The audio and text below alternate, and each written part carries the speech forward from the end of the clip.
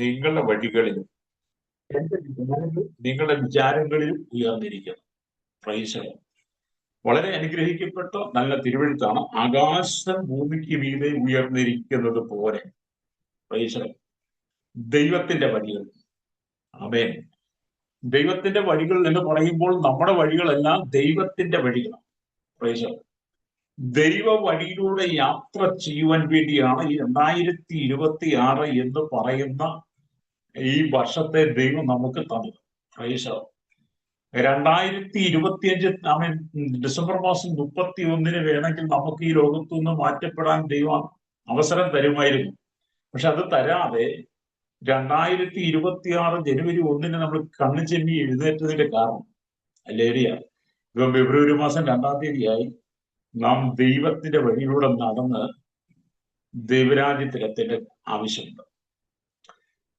2025 നമ്മുടെ വഴിയിലൂടെ നടന്നു, നമ്മുടെ ഇഷ്ടം അനുസരിച്ച് നടന്നു. പക്ഷെ കർത്താവ് പറയുന്നത് നിന്റെ ഇഷ്ടം നിന്റെ വഴിയിലൂടെ നീ യാത്ര ചെയ്താൽ എന്റെ അരികിൽ എത്താൻ പറ്റത്തില്ല. ഞാൻ ഇരിക്കുന്ന ഇടമായ എന്റെ അരികിൽ എത്തി എന്റെ അടുക്കൽ ഇരിക്കണമെങ്കിൽ ഞാൻ കാണിച്ചു തരുന്ന വഴിയിലൂടെ തന്നെ യാത്ര ചെയ്യും. Price the Lord. നമ്മുടെ കർത്താവിനെ കുറിച്ച് നമ്മൾ പഠിക്കുമ്പോൾ നമ്മുടെ കർത്താവ് ദൂരസ്ഥനാണ്, അപ്പോൾ തന്നെ അവൻ സമീപസ്ഥനാണ്. ദൂരസ്ഥനായി നമ്മുടെ പ്രാർത്ഥന കേൾക്കുമ്പോൾ തന്നെ അവൻ നമ്മുടെ സമീപസ്ഥ ഇരുന്ന് പ്രാർത്ഥന കേൾക്കും. അപ്പം ദൂരസ്ഥനായും സമീപസ്ഥനായും നമ്മോട് കൂടിയിരിക്കുമ്പോൾ അവൻ നമ്മുടെ ഹൃദയത്തിന്റെ സിംഹാസനത്തിൽ ഇരിക്കുന്നു. ഒരേ സമയം ദൈവത്തിന്റെ 3 മേഖലകൾ നമുക്ക് കാണാൻ കഴിയും. ഒന്ന് ദൂരസ്ഥനായി, ഒന്ന് സമീപസ്ഥനായി, അപ്പോൾ തന്നെ അവരുടെ മന്ദിരമായ നമ്മുടെ ഹൃദയ സിംഹാസനത്തിലും ഇരിക്കുന്നു. അതുകൊണ്ട് ഏത് നിലയിലൂടെ നമ്മൾ യാത്ര ചെയ്താലും ദൈവത്തിന്റെ കണ്ണ് മറച്ച് നമുക്ക് ഈ ഭൂമിയിൽ ഒന്നും ചെയ്യാൻ കഴിയില്ല. Price the lord. ദൈവത്തിന്റെ കൺമുമ്പിൽ എല്ലാം നഗ്നവും മലർന്നുമായി കിടക്കുന്നു. അവന് മറഞ്ഞിരിക്കുന്ന ഒരു സൃഷ്ടിയുമില്ല. അല്ലെങ്കിൽ അവനുമായിട്ടാകും നമുക്ക് കാര്യമുള്ളതെന്ന് എബ്രായ ലേഖനം 4:13 നമ്മൾ വളരെ വായിച്ച് മനസ്സിലാക്കി വെച്ചിരിക്കുന്ന പദമാണ്. അപ്പോൾ തന്നെ നമ്മുടെയൊക്കെ പലരുടെയും ചിന്ത എന്ന് പറയുന്നത് ദൈവം ദൂരസ്ഥനല്ലേ, അവൻ എന്നെ കാണും. ദൈവം സമീപസ്ഥനല്ലേ, പക്ഷെ എന്നെ കണ്ണുകൊണ്ട് കാണാൻ പറ്റത്തില്ലല്ലോ. അപ്പോഴാണ് ആ ഒരു ചിന്തയ്ക്കാണ് ദൈവാത്മാവ് നീ ദൈവത്തിന്റെ മന്ദിരമാണ്. അല്ലേ? ഞാൻ ദൂരസ്ഥനാണെങ്കിൽ സമീപസ്ഥനാണെങ്കിൽ നിന്നെ മന്ദിരമായിട്ട് ഞാൻ വേർതിരിച്ചത് നിന്റെ ഉള്ളിലും കൂടെ ഇരിക്കാൻ. ഇതിന് ഞാൻ പുറമേ ഇങ്ങനെ വിലസി നടക്കുവാനല്ല, പുറമേ വന്നു പോകുന്നവനല്ല, ഞാൻ നിന്റെ ഹൃദയത്തിലും കൂടെ വസിക്കാനാണ്. കല്യാണത്തിന് വന്നു പോകുന്നത് പോലെയുള്ളൊരു പോക്കല്ല കർത്താവ് വരുന്ന മണവാട്ടിയെ കാണാൻ വരുന്നത്.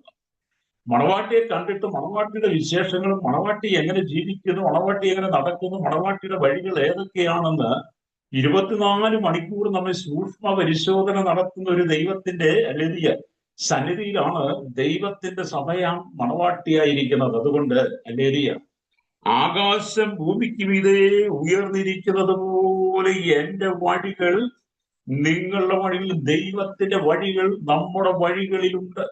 ദൈവത്തിന്റെ വഴി വേറെ, നമ്മുടെ വഴി വേറെ. നമ്മൾ ഒരുപാട് വഴി വെട്ടും, ആ വെട്ടുന്ന വഴിയിലെല്ലാം പ്രശ്നങ്ങളായിരിക്കും. പക്ഷെ ദൈവം ഒരു വഴി വെട്ടി തന്നാൽ ഈ 2026 പിന്നെ നീ പതറിപ്പോകേണ്ടി വരത്തില്ല. ദൈവം വെട്ടുന്ന വഴിയിലൂടെയാണെങ്കിൽ കാലുകൾ ഇടറി പോകത്തില്ല. ദൈവം വെട്ടുന്ന വഴിയിലാണെങ്കിൽ നമ്മൾ കുഴഞ്ഞു വീഴത്തില്ല.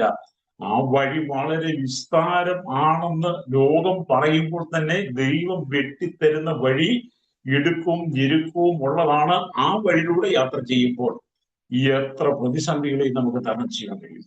അപ്പൊ സമീപസ്ഥനായ ഒരു ദൈവം നമ്മോട് കൂടെ ഇരിക്കുന്നു. യെശയ്യാ പ്രവാചകന്റെ പുസ്തകം 55-ാം അധ്യായം എന്നൊക്കെ പറയുമ്പോൾ അല്ലെങ്കിൽ ദൈവത്തിന്റെ കൃപയാലുള്ള രക്ഷയെ കുറിച്ചാണ് പ്രവാചകൻ പറയുന്നത്.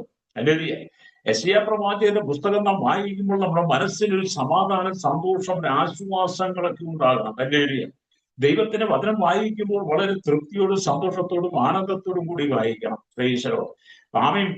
പഴയ നിയമത്തിൽ യെശയ്യാ പ്രവാചകന്റെ പുസ്തകം വായിക്കുമ്പോൾ തന്നെ പുതിയ നിയമത്തിലേക്ക് വരുമ്പോൾ പൗലോസിന്റെ ലേഖനങ്ങൾ വായിക്കുമ്പോൾ പ്രവാചകൻ പറഞ്ഞിരിക്കുന്ന വാക്യങ്ങളുമായിട്ട് നമ്മൾ ഒന്നിച്ച് താരതമ്യം ചെയ്ത് പ്രവാചകന്റെ വാക്കുകൾ പലതും ലേഖനങ്ങളകത്ത് വരുമ്പോൾ അല്ലെങ്കിൽ ആ വാക്കുകളും കൂടെ നമ്മൾ എടുത്തിട്ട് അല്ലെങ്കിൽ യെശയ്യാ പ്രവാചകൻ പറഞ്ഞിരുന്ന വചനത്തിനകത്ത് പൗലോസ് സന്തോഷിച്ചതുപോലെ പൗലോസ് നമുക്ക് തരുന്ന ലേഖനത്തിനകത്ത് അവന്റെ മക്കളായിരിക്കുന്ന, യേശുവിന്റെ മക്കളായിരിക്കുന്ന, അതോ പൗലോസിന് ശേഷമുള്ള ശുശ്രൂഷകന്മാരായിരിക്കുന്ന നമ്മുടെ ഹൃദയത്തിനകത്ത് ഈ വചനം വായിക്കുമ്പോൾ നമുക്ക് സന്തോഷം ഉണ്ടാകണം. നമുക്ക് ആ വചനം ഒരു മധുരമായി മാറണം.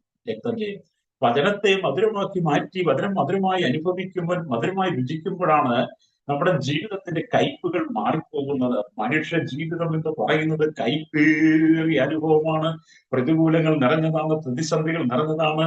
എല്ലാ നിലയിലും നിന്നെ മുക്കിക്കളയുവാൻ, നിന്നെ തകർത്ത് കളയുവാൻ സാത്താൻ തന്ത്രങ്ങളുമായി വരുമ്പോൾ, പിശാച് പല പദ്ധതികളുമായി നിനക്ക് നേരെ വരുമ്പോൾ, അതിന്റെ നടുവിൽ നീ കരഞ്ഞു വിളിച്ച് നിലവിളിച്ച് കണ്ണുനീർ തൂക്കുന്നവനായി മാറാതെ, കണ്ണുനീർ തൂകുന്നവനായി മാറാതെ, ദൈവത്തിന്റെ വചനം നിന്റെ ഹൃദയത്തിൽ മധുരമായി മാറുമ്പോൾ സകല കയ്പും മാറിപ്പോകും. പ്രൈസലോ. നമുക്ക് ഈ വചനം മധുരമായി ടേസ്റ്റ് ചെയ്യാൻ പറ്റാത്തത് കൊണ്ടാണ് നമ്മുടെ ജീവിതത്തിൽ കയ്പേറിയ അനുഭവം എന്ന് പറയുന്നത്. അല്ലേറിയ ഞാൻ ഈ 2025 അല്ലേറിയ അനവധി ആളുകൾക്ക് വേണ്ടി പ്രാർത്ഥിച്ച് 2026 പല ആളുകളും നന്മയുടെ വശം കാണുമെന്നൊക്കെ ചിന്തിച്ചെങ്കിലും 2026 പലരും പ്രാർത്ഥനയ്ക്ക് വിളിക്കുമ്പോൾ 2025 കഷ്ടമാണ് 2026. ഞാൻ ചിലപ്പോൾ ചോദിക്കുക, തുടക്കമല്ലേ ആയുള്ളൂ? തുടക്കത്തിലെ നിങ്ങൾ ഇങ്ങനെ ആയാൽ നിങ്ങൾ ഒടുക്കം വരെ എന്ത് ചെയ്യും? എന്റെ ഏരിയ എന്നെ കേൾക്കുന്ന സ്നേഹിതരെ ഞാൻ പറയട്ടെ, നമുക്ക് പ്രശ്നങ്ങളുണ്ട്, വെല്ലുവിളികളുണ്ട്, പ്രതികൂലങ്ങളുണ്ട്. ജീവിതത്തിൽ നാം ഒരുപാട് പരിശോധനകൾ കടന്നു പോകേണ്ടി വരും. അങ്ങനെയുള്ള പരിശോധനകൾ കടന്നു പോകുമ്പോൾ നാം അടിപതറി പോകാതിരിക്കുവാൻ വേണ്ടിയിട്ടാണ് ദൈവം തന്റെ വചനത്തെ മധുരമായി നമുക്ക് നൽകുന്നത്. ദുഃഖവേളയിലും സങ്കടവേളയിലും സന്താപ വേളയിലും ആമി രോഗത്തിലും ആമൻ ആപത്തിലും നാം കടന്നു പോകുന്ന എല്ലാ പ്രശ്നസങ്കീർണമായ അനുഭവത്തിന്റെ നടുവിലും വചനത്തെ നമ്മൾ മധുരമായി കാണി. വചനം തേനിനേക്കാൾ മധുരമുള്ളത്, പ്രൈസലോ, തേനിനേക്കാൾ മധുരമുള്ളത് അല്ലെങ്കിൽ വചനമാണ്. ഏറ്റവും മധുരം കൂടിയ നല്ല ടേസ്റ്റ് ഉള്ള നല്ല മണമുള്ള സൗരഭ്യമുള്ള ഒരു സാധനമാണല്ലോ തേൻ. അതിനേക്കാൾ മധുരമേറിയതാണെങ്കിൽ ആ മധുരമേറിയ വചനം നമ്മുടെ ഹൃദയത്തിന്റെ അന്തർഭാഗത്ത് ഇരുമ്പെഴുത്താണിക്കൊണ്ട് എഴുതി വെച്ചാൽ നമ്മുടെ ഹൃദയത്തിനകത്ത് ശത്രുവിന് കൈപ്പന്റെ അനുഭവത്തെ കൊണ്ടുവരാൻ പറ്റത്തില്ല. അല്ലേരിയ. അപ്പോൾ എന്താണ് ഈ കയ്പ് എന്നൊക്കെ പറയുന്നത്? കയ്പ് എന്ന് പറഞ്ഞാൽ നമ്മൾ ലോകപ്രകാരം പല കയ്പുകളും കണ്ടു. ആത്മീയമായ കയ്പുകളും ആത്മീയമായ ആ ഒരു ജീവിത സാഹചര്യം എന്നൊക്കെ പറയുന്നത് പലപ്പോഴും നമുക്ക് അതിന് താങ്ങുവാൻ കഴിയാത്ത നിലയിൽ മറ്റുള്ളവരുടെ വാക്കുകൾ, മറ്റുള്ള നോട്ടങ്ങൾ, മറ്റുള്ള പ്രവൃത്തികൾ, അവരുടെ ഇടപെടലുകൾ, അവരും നമ്മളുമായുള്ള സമ്പർക്കങ്ങളിൽ നമുക്കുണ്ടാകുന്ന ചില കയ്പുകളുണ്ട്. അല്ലേരിയ. അത് ഹൃദയത്തെ മുറിവേൽപ്പിച്ചേക്കാം. അങ്ങനെ ഹൃദയത്തിന്റെ ഹൃദയത്തിൽ മുറിവേൽപ്പിക്കുന്ന അനുഭവങ്ങൾ വരുമ്പോഴും പ്രവാചകൻ പറഞ്ഞ വാക്കുകളുടെ മുഹൂർത്തം അല്ലെങ്കിൽ ആകാശം ഭൂമിക്ക് മീതെ ഉയർന്നിരിക്കുന്നത് പോലെ സ്തോത്രം, എന്റെ വഴികൾ നിങ്ങളുടെ വഴികളും എന്റെ വിചാരങ്ങൾ നിങ്ങളുടെ വിചാരങ്ങളും ഇരിക്കുന്നത്. അതുകൊണ്ട് ശത്രുവിനോട് നോക്കി പറയണം, ശത്രുവെ, പിശാചെ, സാത്താനെ, നിനക്ക് എന്നെ ഒന്നും ചെയ്യുവാൻ കഴിയില്ല. അല്ലേരിയ. ഈ ശത്രു എന്നൊക്കെ പറഞ്ഞ് വെളിപ്പാട് പുസ്തകത്തിൽ വായിക്കുമ്പോൾ സാത്താനെ കുറിച്ച് പറയും. സാത്താന്റെ രൂപഭാവങ്ങളും കൂടെ നമ്മൾ പഠിക്കുന്നതാണ്. വെളിപ്പാട് പുസ്തകത്തിൽ നമ്മൾ വരുമ്പോൾ സാത്താനെ കുറിച്ച് പറയുന്നത് അല്ലൊരിയ മൃഗത്തിന്റെ വായിൽ നിന്നും കള്ളപ്രവാചകന്മാരുടെ വായിൽ നിന്നും സ്വാമിയിലെ സ്തോത്രം, അതുപോലെ തന്നെ അല്ലെങ്കിൽ തവളയെ പോലെ അശുദ്ധാത്മാക്കൾ പുറപ്പെട്ടതാണ്. അല്ലേരിയ. അപ്പം അവൻ മൃഗത്തിന്റെ വായിൽ നിന്ന്, അല്ലേരിയ, മഹാസർപ്പത്തിന്റെ വായിൽ നിന്ന്, കള്ളപ്രവാചകന്റെ വായിൽ നിന്ന് തവളയെ പോലെ അശുദ്ധാത്മാക്കൾ പുറപ്പെട്ട ഈ പിശാചിന്റെ രൂപവും ഭാവവും തവളയെ പോലാണ്. തവള പോലെ അവൻ തന്ത്രങ്ങൾ വിലയും അവന്റെ സാഹചര്യത്തിലേക്ക് നമ്മൾ അമർന്ന് കൊടുക്കരുത്. നമ്മളായിട്ട് കൊണ്ടുവന്ന് പിശാചിന് ഇടം കൊടുക്കരുത്. നമ്മളായിട്ട് കൊണ്ട് നമ്മുടെ തല കക്ഷത്തി വെച്ച് കൊടുക്കരുത്. പലരുടെയും വീഴ്ച എന്താണ്? പല ദൈവമക്കളും വീഴുന്നത് എങ്ങനെയാണ്? നമ്മുടെ തല കൊണ്ടുവന്ന് ശത്രുവിന്റെ കക്ഷത്തിൽ വെച്ചു കൊടുക്കുമ്പോഴാണ്. അവർ ഇങ്ങോട്ട് വന്ന് നമ്മുടെ പെടലി പിടിച്ചവന്റെ കക്ഷത്തിൽ വെക്കത്തില്ല, നമ്മൾ കൊണ്ടവെച്ച് കൊടുക്കുക.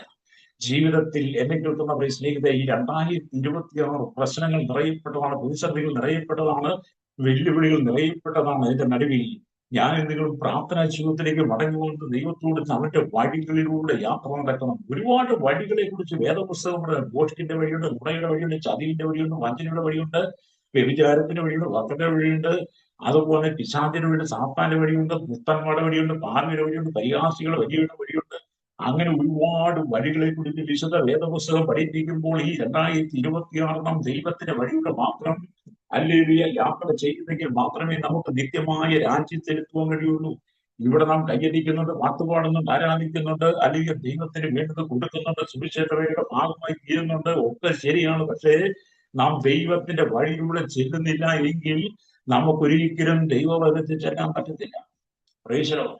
ഞാൻ ഇന്നലെ എന്റെ സഭയിലെ കർത്തൃമേശയുണ്ട്, എന്റെ സഭയിലെ 1.5 കർത്തൃമേശ. അപ്പൊ കർത്തൃമേശയ്ക്ക് ഞാൻ ഇന്നലെ വായിക്കാൻ പറഞ്ഞു വെളിപ്പാട് പുസ്തകം 22-ാം അധ്യായം 11-ാമത്തെ വാക്യമാണ്. അപ്പൊ ഞാൻ അവരോട് വായിച്ചപ്പോൾ അനീതി ചെയ്യുന്നതിന് അനീതി ചെയ്യട്ടെ, അഴുക്കുള്ളതിന് അഴുക്കാടട്ടെ, നീതിമാന്യം നീതി ചെയ്യട്ടെ, വിശുദ്ധൻ വിശുദ്ധീകരിക്കട്ടെ എന്ന് പറഞ്ഞു. അതിപ്പോ ഞാൻ പറഞ്ഞത് തെറ്റിപ്പോയി വായിച്ചത്, തെറ്റിപ്പോയി. അപ്പൊ രണ്ടാമത് വായിച്ചത് തെറ്റി, മൂന്നാമത് വായിച്ചപ്പോഴും തെറ്റി. എപ്പോഴും ഞാൻ പറഞ്ഞത് തെറ്റുണ്ടല്ലോ, ഒരു വാക്കുകൂടെ ഒരു പദം കൂടെ ചേരാനുണ്ടല്ലോ അവിടെ. അപ്പം അനീതി ചെയ്യുന്നവൻ അനീതി ചെയ്യട്ടെ, അവൻ അഴുക്കുള്ള അഴുക്കാട്ടെ, നീതിമാനി നീതി ചെയ്യട്ടെ, വിശുദ്ധനി തന്നെ. അവിടെ തന്നെ എന്നൊരു പദം ചേർക്കുന്നുണ്ട്.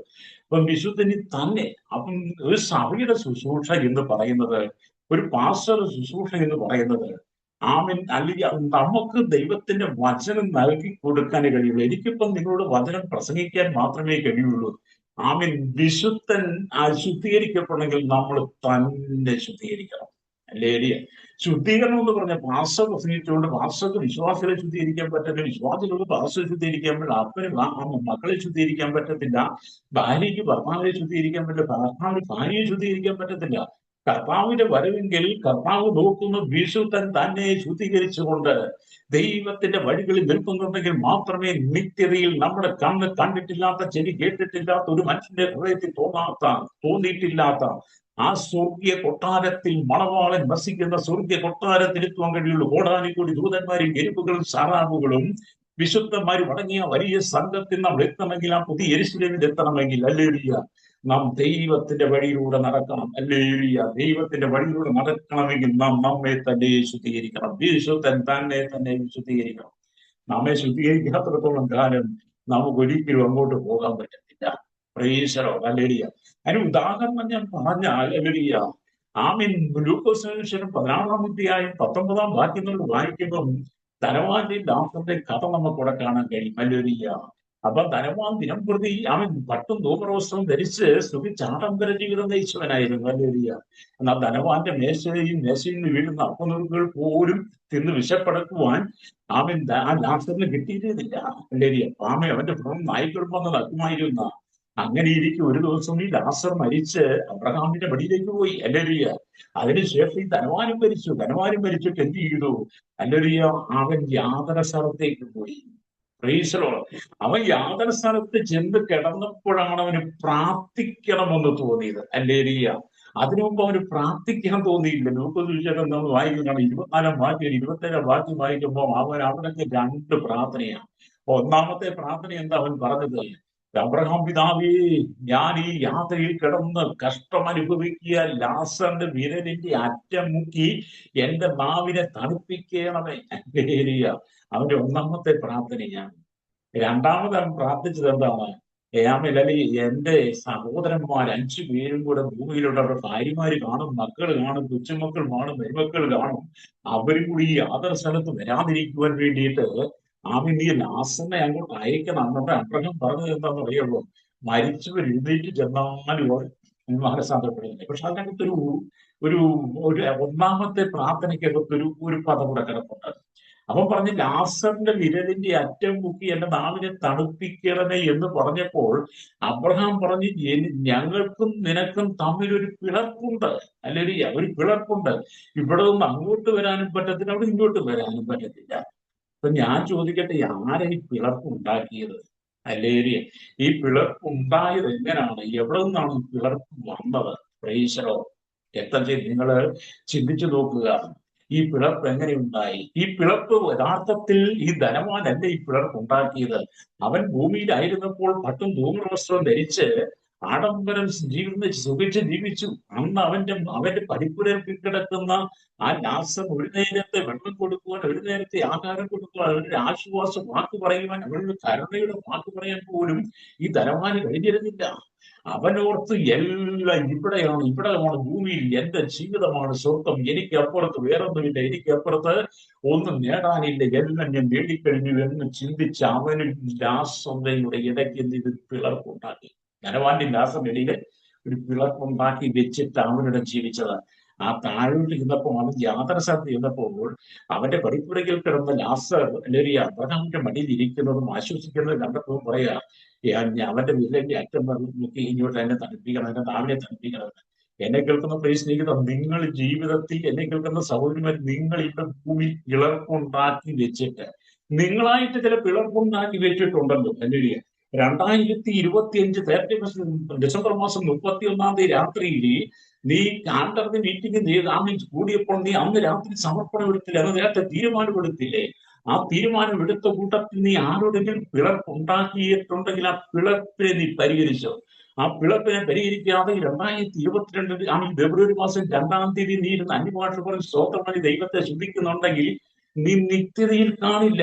അല്ലെങ്കിൽ നീ ഉണ്ടാക്കിയ പിളർപ്പ് നീ തന്നെ മാറ്റണം. പ്രൈസറോ, നിങ്ങൾക്ക് ഇഷ്ടപ്പെട്ടു എന്ന് എനിക്കറിയത്തില്ല, പക്ഷെ നിങ്ങളൊരു പിളർപ്പുണ്ടാക്കിയിട്ടുണ്ട്. നീ അമ്മായിയമ്മയും മരുമകളോട് പിളർപ്പുണ്ടാക്കിയിട്ടില്ലേ? ഭാര്യയും ഭർത്താവോട് പിളർപ്പുണ്ടാക്കിയിട്ടില്ലേ? അപ്പനും മക്കളുടെ പിളർപ്പുണ്ടല്ലോ. സഭയ്ക്കകത്ത് നീ പാസ്റ്ററുടെ പിളർപ്പുണ്ടാക്കിയിട്ടില്ലേ?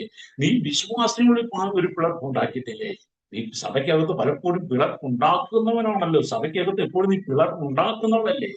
എന്നിട്ട് നീ കയ്യടിച്ച് വാങ്ങാമേ അന്യഭാഷ പറഞ്ഞിട്ട് നീ സ്വർഗരാജ്യത്തിൽ ചെല്ലാമെന്ന് പറഞ്ഞാൽ ദൈവം നിന്നെ കണ്ടെന്ന് കൂടി നാം പരിഗണിക്കത്തില്ല. അല്ലേലില്ല. അതുകൊണ്ട് നമ്മൾ പിളർപ്പുകളൊക്കെ ഒന്ന് മാറ്റണം. എന്നിട്ട് കർത്താവ് പറയാണ്, ആകാശം ഭൂമിക്ക് മീതെ ഉയർന്നിരിക്കുന്നത് പോലെ എന്റെ വഴികൾ നിങ്ങളുടെ വഴികളും. അപ്പം ആകാശം ഭൂമിക്ക് മീതെ ഉയർന്നിരിക്കുന്നത് പോലെ ദൈവത്തിന്റെ വഴികൾ നമ്മുടെ വഴിയിൽ വേണം. നമ്മുടെ വഴിയിലും നമ്മുടെ വഴി കർത്താവിന്റെ വഴിയിലും ആകണമെങ്കിൽ പിളർപ്പ് നീക്കി കളയണം. പിളർപ്പ് മാറ്റാത്തടത്തോളം കാലം ഹല്ലേലൂയ സ്തോത്രം നമുക്ക് ഇപ്പോഴേ ആ ദൈവരാജ്യത്തിൽ ചെല്ലാൻ പറ്റില്ല. പണ്ടൊക്കെ ദൈവവചനം ശുശ്രൂഷിക്കുന്ന സമയങ്ങളില് ദൈവസഭയ്ക്കകത്ത് വലിയ അച്ചടക്കം ഉണ്ടായിരുന്നു, കീഴ്വഴക്കം ഉണ്ടായിരുന്നു. പാസ്റ്റർ ഭയങ്കര ബഹുമാനം ഉണ്ടായിരുന്നു. വിശ്വാസികൾക്ക് പാസ്റ്റർ ബഹുമാനം, പാസ്റ്റർക്ക് വിശ്വാസികൾ ബഹുമാനം. കുഞ്ഞുങ്ങൾക്കൊക്കെ എന്ന് പറഞ്ഞ സഭയുടെ ഇടയെന്ന് പറഞ്ഞൊരു ഭയം ഉണ്ടായിരുന്നു. ഇന്നത്തെ കാലഘട്ടത്തിൽ അതെല്ലാം മാറിപ്പോയി. പണ്ടേ എവിടൊക്കെയോ അത് നഷ്ടപ്പെട്ടു പോയി. കാരണം എല്ലായിടത്തും ഈ പിളപ്പിന്റെ അനുഭവം വന്ന ദൈവത്തിന്റെ വഴി നമ്മൾ നഷ്ടപ്പെട്ട് മനുഷ്യൻ സ്വന്തം വഴി തിരഞ്ഞെടുത്ത് കഴിഞ്ഞപ്പോൾ അവൻ ധനവാനെ പോകുമ്പോൾ ഒരുപാട് പിളർപ്പുണ്ടാക്കിയിട്ടാണ് ഇന്ന് പലരും സഭയ്ക്കകത്തിരിക്കുന്നത്. നമ്മൾ എഫേസ്യ ലേഖനം 4-11 വാക്യം വായിക്കണം. അവർ ചിലരെ അപ്പോസ്തലന്മാരായും ചിലരെ പ്രവാചകന്മാരായും ചിലരെ സുവിശേഷകന്മാരായും ചിലരെ ഇടയന്മാരെ ഉപദേഷ്ടകന്മാരെയും തിരിച്ച് സഭയ്ക്കകത്ത് 5 വിധ ശുശ്രൂഷകന്മാരെ തിരിച്ചുവെങ്കിൽ ഈ 2026 വന്നു കഴിഞ്ഞപ്പോൾ ഇന്നത്തെ ദൈവത്തിന്റെ ദാസന്മാർ, ദൈവഭക്തന്മാർ, കൺവെൻഷൻ പ്രാർത്ഥികർ, സുവിശേഷ പ്രസംഗ സീനിയർ പാസ്റ്റർമാർ, തലനിരച്ച പാസ്റ്റർമാർ, വലിയ സീനിയോറിറ്റിയുള്ള വളരെ പ്രയോറിറ്റിയുള്ള വളരെ പ്രാധാന്യം കൊടുക്കുന്ന നമ്മൾ ബഹുമാനത്തോടെ കാണുന്ന അനവധി പ്രാസംഗികർ എന്ത് ചെയ്തു പറയുമോ? ദൈവത്തിനും അവരുടെ ഇടയ്ക്ക് പിളർപ്പുണ്ടാക്കി. എന്താണ് പിളർപ്പ്? ഇപ്പൊ നമ്മൾ കണ്ടില്ലേ, 2 സെക്ഷൻ, 2 ഡിനോമിനേഷൻ മീറ്റിംഗ് കൊണ്ട് നടന്നപ്പോൾ ആ 2 ഡിനോമിനേഷൻ അവസാനം പറഞ്ഞു, നമുക്ക് ഇന്ത്യ രാജ്യത്തിനകത്ത് ഒരു പ്രധാനമന്ത്രി വേണം, നമുക്കൊരു പ്രസിഡന്റ് വേണം, നമുക്കൊരു കേന്ദ്രമന്ത്രി വേണം, നമുക്കൊരു ക്യാബിനറ്റ് മന്ത്രി വേണം, നമുക്കൊരു സഹമന്ത്രി വേണം, നമുക്ക് അവിടെ എന്തെങ്കിലും വേണം. ഇനി കേരള നിയമസഭയിൽ നമുക്കൊരു മന്ത്രിയുടെ ആവശ്യമാണ്, MLA ആവശ്യമാണ്, കേരളത്തിൽ നമുക്ക് MP ആവശ്യമാണ്. എന്തിന്? നമ്മുടെ വില്ലേജിൽ ഒരു കൗൺസിലർ വേണം, നമ്മുടെ മുനിസിപ്പാലിറ്റി, കോർപ്പറേഷൻ, താലൂക്കിലെ ബ്ലോക്കിലെ ജില്ലാ അടിസ്ഥാനത്തിൽ നമ്മുടെ ആൾക്കാർ വേണം. ഇവരെന്ത് ചെയ്തു? ദർശനം നഷ്ടപ്പെട്ടു. 2026 പല ദൈവദാസന്മാരുടെയും ദർശനം നഷ്ടപ്പെട്ടിട്ട് ആദിമസഭയിൽ ദൈവം അപ്പോസ്തലന്മാരെയും പ്രവാചകന്മാരെയും സുവിശേഷകന്മാരെയും ഇടയന്മാരെയും ഉപദേഷ്ടകന്മാരെയും തിരിച്ച സ്ഥാനത്ത് ഇപ്പൊ നമ്മുടെ ദൈവദാസന്മാർ എന്ത് ചെയ്യുന്നു? ഇവിടുത്തെ അല്ലെങ്കിൽ തെരഞ്ഞെടുപ്പ് ഗോതയിലേക്ക് ഇറങ്ങാൻ ആഗ്രഹിക്കുക. തെരഞ്ഞെടുപ്പ് ഗോതയിലേക്ക് ഇറങ്ങി അവർ സഭയ്ക്കകത്ത് മുഴുവൻ കൈയിട്ടുവാരി, വിശ്വാസികൾ മുഴുവൻ കൈയിട്ടുവാരി, വിദേശത്ത് പോയി കൈയിട്ടുവാരി, നാട്ടിൽ അപകരിക്കെടുക്കണം എല്ലാം കൈയിട്ട് വാരി ഇപ്പം ചൊറി കുത്തി ഇരിക്കാൻ തുടങ്ങിയപ്പോൾ ഇനി ഭരണ സംവിധാനത്തിൽ കൊണ്ട് അവിടെയും കൂടെ കൈയിട്ട് വാരണം. ദർശനം നഷ്ടപ്പെട്ടു പോയില്ലേ? വിളി നഷ്ടപ്പെട്ടു പോയില്ലേ? തെരഞ്ഞെടുപ്പ് ഗോദാനിലേക്ക് ഇറങ്ങാൻ. അത് കേട്ടിട്ട് ഈ കൺവെൻഷനകത്ത് ഇങ്ങനെ പ്രസംഗോട്ട് അടിച്ച് മൂപ്പിച്ച് ദൈവദാസന്മാർ 2 ഡിനോമിനേഷൻ പ്രസംഗിക്കുന്നത് കേട്ടല്ലോ.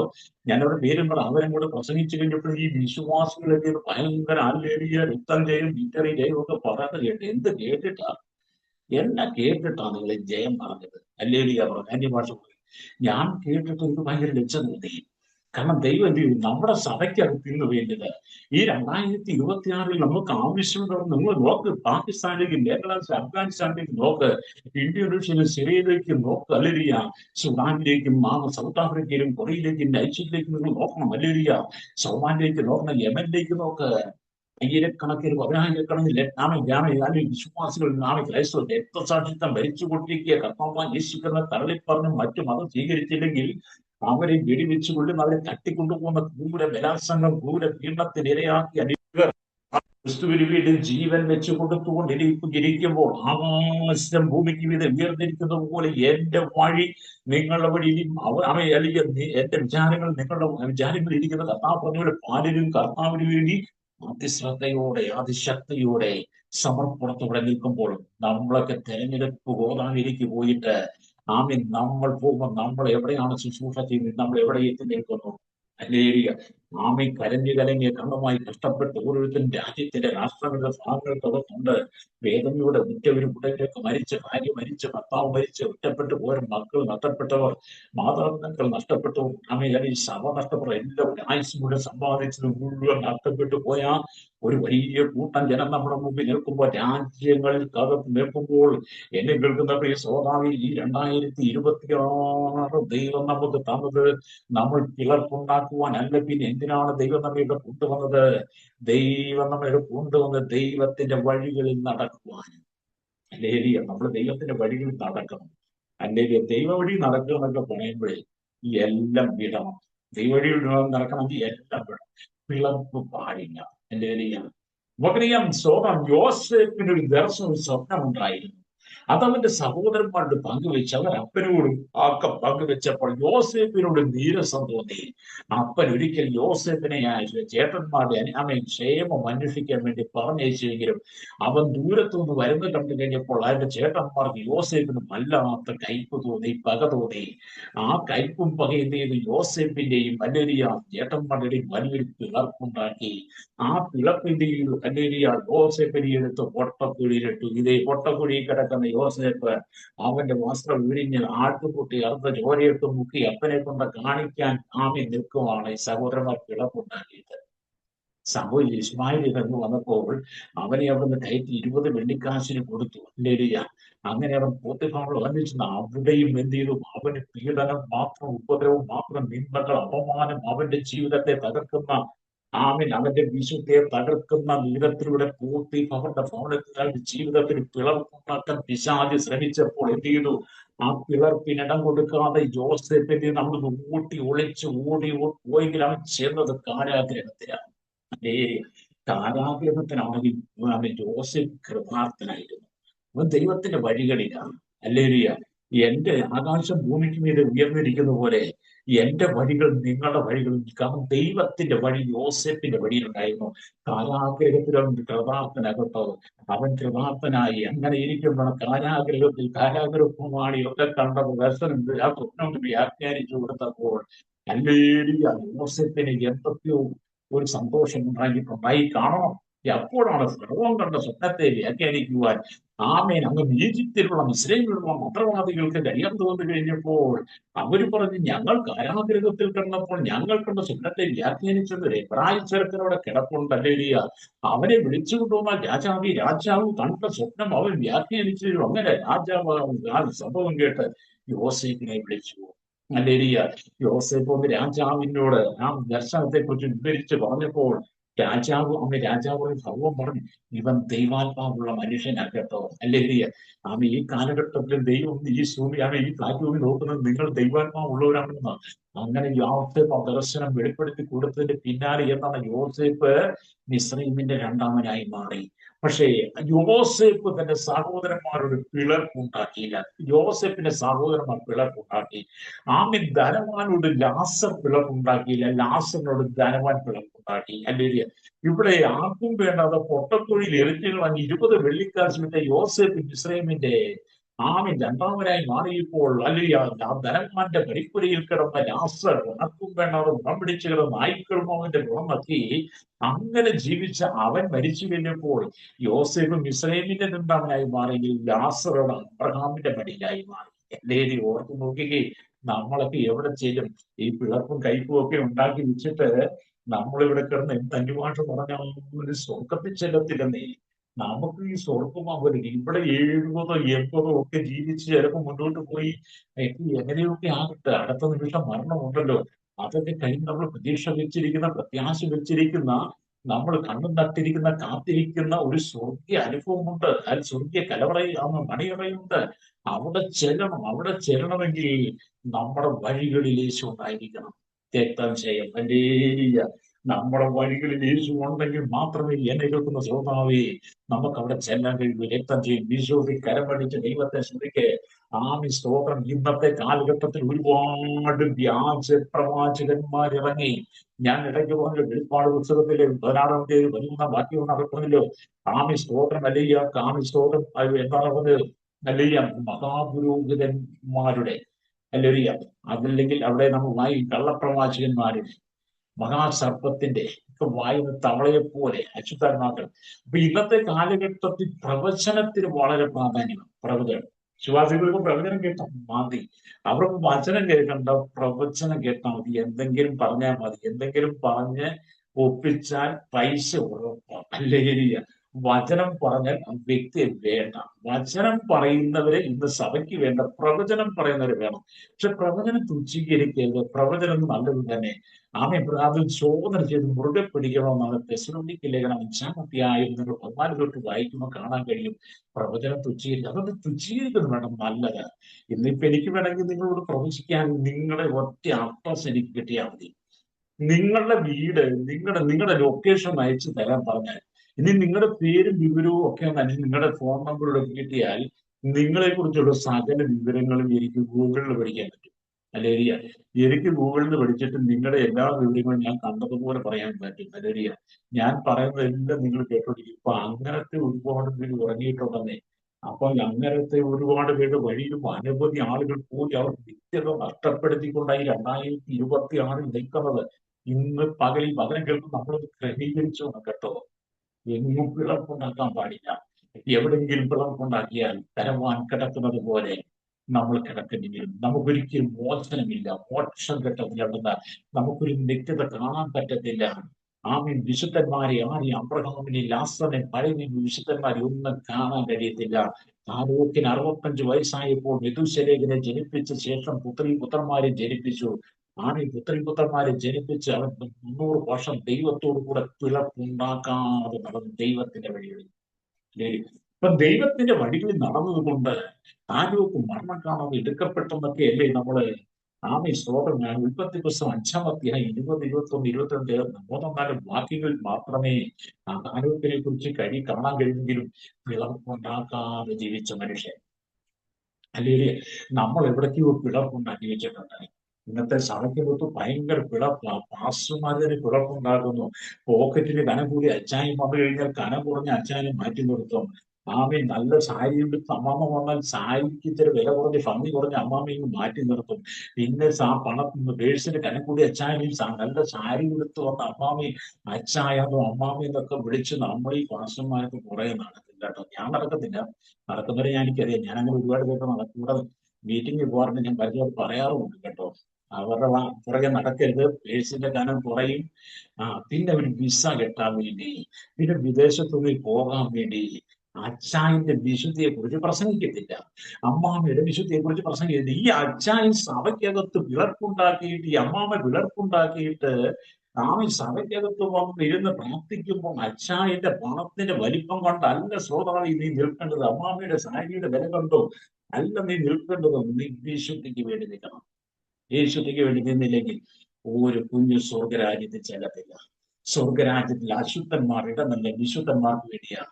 ഒരു പാപിയോടെ ചെല്ലാൻ പറ്റത്തില്ല. 10-ാം ക്ലാസ് പഠിച്ചു കഴിഞ്ഞാൽ ഏതെങ്കിലും കടയിൽ ജോലിക്ക് ചെയ്യാൻ കയറാമെന്നൊരു ചിന്താഗതി മനുഷ്യർക്കുണ്ടല്ലോ. 10-ാം ക്ലാസ്സിലെ ബുക്കുണ്ടല്ലോ. SLC പാസ്സാണല്ലോ, SLC പഠിച്ചതാണല്ലോ, അതുകൊണ്ട് എവിടെങ്കിലും കയറാം എന്ന് പറഞ്ഞ പോലെയാണ് ചില ആളുകൾ പെന്തക്കോസ്തിൽ കേട്ടോ. രക്ഷിക്കപ്പെട്ടു, ഇനി ഞങ്ങൾ അത് സ്വർഗത്തില. അങ്ങ് പള്ളിയുടെ പുറകിൽ ചെന്ന് പറഞ്ഞാൽ മതി ഇതൊക്കെ. സ്തോത്രം. നാടൻ രീതിയിലൂടെ പറയുമ്പോൾ രക്ഷിക്കപ്പെട്ടത് കൊണ്ട് സ്വർഗരാജ്യത്തിൽ പോകത്തില്ല. ചിലര് പഠിപ്പിക്കുന്നു, ഞാൻ പഠിപ്പിക്കുന്നവരെ പ്രസംഗിക്കത്തുമില്ല. നീ രക്ഷിക്കപ്പെട്ടാൽ, രക്ഷയുടെ അനുഭവത്തിൽ വന്ന നീ രക്ഷ പ്രാപിച്ചവനായി വന്നു കഴിഞ്ഞാൽ, രക്ഷയുടെ അനുഭവം നിന്റെ ഉള്ളിലുണ്ടെങ്കിൽ നിന്റെ മരണം വരെ അല്ലെങ്കിൽ നീ മരിക്കും വരെ, അല്ലെങ്കിൽ കർത്താവിന്റെ വരവ് വരെ, ആകാശം ഭൂമിക്ക് മീതെ ഉയർന്നിരിക്കുന്നത് പോലെ എന്റെ വഴികൾ നിങ്ങളുടെ വഴി, കർത്താവിന്റെ വഴി നമ്മുടെ വഴി ഉണ്ടായിരിക്കണം. ഇല്ലാത്ത നമ്മൾ വഴിമാറി നടന്നിച്ച് അങ്ങോട്ടൊന്നും പോകാൻ പറ്റത്തില്ല. സ്വർഗത്തേക്ക് പോകാൻ ഒറ്റ വഴിയേ ഉള്ളൂ. അല്ലേടിയ ആമി സ്തോത്രം. ഇവിടെ ഞാൻ താമസിക്കുന്ന വീട്ടിലേക്ക് വരെ കുറെ വഴികളുണ്ട്, കുറെ വഴികളുണ്ട്. ഗുരുവായൂർ തെങ്ങനെ വഴികളുണ്ട്. പക്ഷെ സ്വർഗത്തിലേക്ക് പോകാൻ അങ്ങനെ വഴിയില്ല. ഒറ്റ വഴി, ഏക വഴി. യേശു അതെന്ന് പറഞ്ഞു, ഞാൻ തന്നെ വഴിയും സത്യവും ജീവനുമാകുന്നു. യോഹന്നാൻ 4:6. ഞാൻ തന്നെ വഴിയും സത്യവും ജീവനുമാകുന്നു, ഞാൻ മുഖാന്തരം ആരും പിതാവിന്റെ സന്നിധിയിലെത്തത്തില്ല. ലേലിയ നമ്മളെ പിളർപ്പുണ്ടാക്കി. അതുകൊണ്ട് ഇന്ന് പകൽ നിങ്ങൾ എവിടെയെങ്കിലും പിളർപ്പുണ്ടാക്കിയിട്ടുണ്ടെങ്കിൽ മാറ്റിക്കളയണം. ഒന്നാമത് ഈ ഭവനത്തിനകത്ത് അമ്മായിയും മരുമോളും കൂടെ ചേരത്തില്ല. 99.25% കുടുംബത്തിനകത്തും വ്യക്തികളിലും അമ്മായിയമ്മ മരുമോള് പ്രശ്നമാണ്. അവിടെ കുറ്റം കണ്ടുപിടിച്ച്, ഇവിടെ കുറ്റം കണ്ടുപിടിച്ച്, അവളത് ചെയ്ത്, ഇവളത് ചെയ്ത്, അവനങ്ങനെ ചെയ്ത്, ഇവനെങ്ങനെ, അവൻ എന്നോട് ഇങ്ങനെ പറഞ്ഞു, നിന്നെ കുറിച്ച് അത് പറഞ്ഞു, എന്തൊക്കെ ഞങ്ങൾ കേൾക്കുന്നത്. ഈ പ്രാർത്ഥനയ്ക്ക് ഇതൊക്കെ വിളിക്കും. ഇതൊക്കെയാണ് ചിലർ പറയുന്നത്. പ്രാർത്ഥിക്കും കുടുംബത്തെ സമാധാനം. എന്താ കുടുംബത്തെ, എന്താ മമ്മയെ സമാധാനം ഇല്ലാത്ത, എന്താ വിഷയം പറയാൻ പ്രാർത്ഥിക്കാം.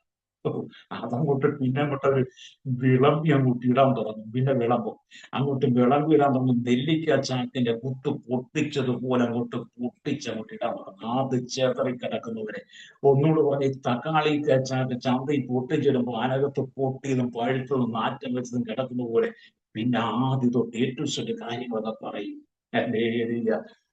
എന്നാലും നമ്മൾ പാസ്റ്റർമാർ അങ്ങനെ പ്രവർത്തിക്കണമല്ലോ. നമ്മൾ പിന്നെ സ്വാധീനിപ്പിക്കും കേട്ടോ. സ്വാധീനിപ്പിച്ചിട്ട് അങ്ങനെ ആകാശം ഭൂമിക്ക് മീതെ ഉയർന്നിരിക്കുന്ന പോലെ എന്റെ വഴികൾ നിങ്ങളുടെ വഴികൾ, എന്റെ വിചാരങ്ങൾ നിങ്ങളുടെ വിചാരങ്ങൾ ഉയർന്നിരിക്കണം. ഇത് കർത്താവ് എന്ന് പറഞ്ഞതാണ്. പ്രവാചകൻ പറഞ്ഞതാണ്. യേശുക്രിസ്തുവിന്റെ ജനനത്തിന് 700 വർഷങ്ങൾക്ക് മുമ്പ് പ്രവാചകൻ ആത്മാവിൽ എഴുതിയിട്ടുള്ള വചനം ഇന്നും ആ വചനം ജീവനോടുകൂടി നിൽക്കുന്നുണ്ടെങ്കിൽ ആ വചനം കേൾക്കുന്ന ഉള്ളിൽ ജീവിക്കണം. അല്ലേ? നമ്മളുള്ളിൽ വചനം ജീവിക്കട്ടെ. ഇപ്പൊ എവിടെ ധനവാൻ എവിടെ കിടക്കുന്നത്? ലാസർ എവിടെയാണ് ഇപ്പോൾ? ലേരിയ ലാസറിനെ കാണണ്ടേ നമുക്ക്? അബ്രഹാം പിതാവിനെ കാണണ്ടേ? പഴയ നിയമ വിശുദ്ധന്മാരെ കാണണ്ടേ? നമുക്ക് ആ ദൈവരാജ്യത്തേക്ക് എത്തണ്ടേ? അതിന് ഇവിടെ കിടന്ന് നമ്മുടെ തന്ത്രങ്ങളും മന്ത്രങ്ങളും നമ്മുടെ കുരുട്ടുകുത്തികളും ഒക്കെ ഉണ്ടാക്കി നമ്മൾ സഭയ്ക്കകത്ത് പിളർപ്പുണ്ടാക്കി, കുടുംബത്തിൽ പിളർപ്പുണ്ടാക്കി, ധനവാനെ പോലെ പട്ടും ധൂമ്രവസം വെച്ച് ദിനംപ്രതി ആമെ സുഖിച്ചുകൊണ്ടിരുന്നാൽ അവസാനം നിലവിളിക്കേണ്ടി വരുമെന്ന്. നിലവിളി അല്ലേലിയ. ഈ നിലവിളി എന്നൊക്കെ പറയുമ്പോൾ ഭയങ്കര നിലവിളിയാണ്. ഇപ്പൊ ഈ നരകം എന്നൊക്കെ പറയുന്നത്, ഇപ്പൊ മരിച്ച അശുദ്ധന്മാരൊന്നും നരകത്തിൽ ചെന്നിട്ടില്ല. യാതന സ്ഥലത്താണ് കിടക്കുന്നത്. നരകത്തിലേക്ക് പോകാറായിട്ടില്ല. നരകത്തിലേക്ക് പോകാൻ ഇനി കുറച്ചുകൂടെ കഴിയണം. ഇപ്പം മരിക്കുന്നവരെല്ലാം കിടക്കുന്നത് യാതന സ്ഥലം. നമ്മളെ ഗ്ലൂക്കോസ് പഠിക്കുന്നത് കാണുന്നത്. ഇപ്പം നമ്മൾ നിൽക്കുന്നത് ഈ ഭൂമിയുടെ പരപ്പിലാണ്. നമ്മൾ ഇപ്പൊ ഈ ഭൂമിയുടെ പരപ്പിൽ നിൽക്കുന്ന നമ്മൾ ഇനി ഒന്നും മരിക്കും. അല്ലേരിയ മരിക്കുകയാണെങ്കിൽ അത് കർത്താവ് വന്നാൽ മരണം കിട്ടത്തില്ല. കർത്താവ് വരുമ്പോൾ മരിക്കുകയാണെങ്കിൽ നമുക്ക് രണ്ടാമത് ഒരു ശവക്കുഴി കിട്ടും. അല്ലേരിയ ഇപ്പൊ നമ്മൾ ഭൂമിയുടെ വരപ്പിൽ രണ്ടാമതൊരു ശവക്കുഴി കിട്ടും. ഈ ശവക്കുഴി കഴിഞ്ഞിട്ട് പഴയ നിയമ വിശുദ്ധന്മാർ മരിച്ചവർ പോയി കിടന്ന അവരായിരുന്നു പാതാള പ്രദേശമുണ്ട്. അല്ലേരിയ ആ പാതാള പ്രദേശയിലാണ് അബ്രഹാമും ലാസറും കൂടെ വസിച്ചതെന്നാണ്. അവിടെയാണ് അബ്രഹാമിനോട് ലാസർ എന്ന് പറയുന്നത്. അതില് അതിന്റെ ഇടയിലാണ് നമ്മൾ ഈ പാതാള പ്രദേശം കഴിഞ്ഞിട്ടാണ് വിടവ്. അല്ലേ? ആ വിടവും കഴിഞ്ഞിട്ടാണ് ഈ ധനവാൻ കിടക്കുന്നത്. അല്ലേ? അപ്പൊ ധനവാൻ അവിടെ കിടന്ന് ഈ ജ്വാലിയിൽ കിടന്ന് പറഞ്ഞു, ഞാൻ ഈ ജ്വാലിയിൽ കിടന്ന് കഷ്ടപ്പെടുന്നു. ഈ യാതന സ്ഥലത്ത് ഈ ജ്വാലിയിൽ കിടന്ന് ധനവാൻ കഷ്ടപ്പെടുകയാണെങ്കിൽ കർത്താവിന്റെ ന്യായവിധിക്ക് ശേഷം കർത്താവ് എരിയുന്ന തീപ്പൊയ്യിലേക്ക്, നിത്യ നരകത്തിലേക്ക് നമ്മെ തള്ളിയിടുമ്പോൾ കെടാത്ത തീ, ചാകാത്ത പുഴും, സകല ദുഷ്ടന്മാരും സകല സന്മാർഗികൾ കിടക്കുന്ന ആ നരകക്കടലിലേക്ക്, നരകാത്തിയിലേക്ക് നമ്മൾ പോയി കഴിയുമ്പോൾ നമ്മുടെ അവസ്ഥ എന്തായിരിക്കും? അല്ലേലിയ. നമ്മുടെ സ്ഥിതി എന്തായിരിക്കും? ഓർക്കാൻ പറ്റുമോ? നിങ്ങൾ ചിന്തിച്ചു നോക്കിയേ. അപ്പൊ ഇപ്പോൾ നമ്മൾ നിൽക്കുന്നത് ഈ ഭൂമിയുടെ പരപ്പ്. 2 നമുക്ക് ശവക്കുഴിയുണ്ട്. 3 ഒരു പാതാള പ്രദേശം ഇപ്പോൾ കാരി കിടക്കുക. 4 അല്ലെങ്കിൽ ഒരു വിടവുണ്ട്. 5 യാത്ര സ്ഥലം കിടക്കും. അല്ലേരിയ. അപ്പൊ നമ്മളെ ന്യായവിധിക്ക് ശേഷം അങ്ങോട്ട് പോകുമ്പോൾ ഈ ധനവാനും അങ്ങോട്ടങ്ങ് വരും. അല്ലേരിയ.